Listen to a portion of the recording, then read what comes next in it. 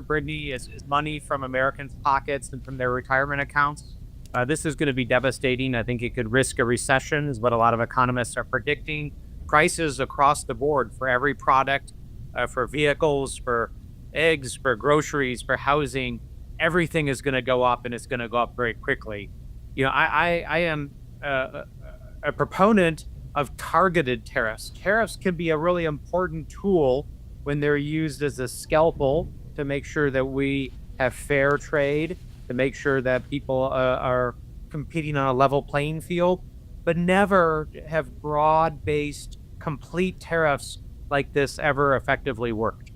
That has been the widespread response. Tariffs are attacks on the American consumer. Prices are going to go up. Spending is going to shrink. Vice President J.D. Vance had a conversation today on the impact of tariffs, and what he was asked about what seems to be the disconnect between what Wall Street is saying, what the markets are saying, and workers in the Rose Garden who were cheering President Trump on Wednesday. He was also asked about Americans who are living paycheck to paycheck, who are concerned about the tariffs, what he says to them, and this is in part what he said, quote, "We will not fix things overnight. Joe Biden left us with the largest peacetime debt and deficit in the history of the United States of America, with sky-high interest rates. You don't fix that overnight. We know people are struggling. We're fighting as quickly as we can to fix what was left to us."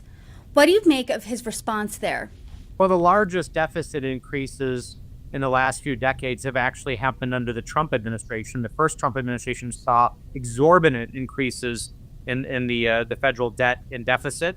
And in fact, his tax bill, his tax cut for billionaires in the top 1% is largely felt on the backs of middle-class working Americans and the debt. His tax bill is going to increase the debt by several $1 trillion. So it's double speak is what it is. But, the other thing that I've been hearing a lot of coming out of this administration, all the CEOs, the billionaires that surround him in the White House, they say, oh, there's going to be short-term pain for long-term gain. Listen, I grew up in a working class family. I worked construction to help pay my way through college. I started working when I was 15 at Arby's and McDonald's to help support my family. And, the people that I grew up with and around, these folks largely lived paycheck to paycheck. And what I learned is that when people at the top and people in Washington are talking about short-term pain, they're not talking about themselves, right? They're talking about everybody else. They're talking about the working folks. They're the ones that will feel the short-term pain. They're the ones that won't be able to pay for their mortgage or their rent or groceries for their family, not the folks at the top. So I really don't want to hear it about short-term pain. I want to make sure that we have a good solution for fair trade, that we reinvigorate our industrial base, but that people can actually pay their rent or their mortgage at the end of this month.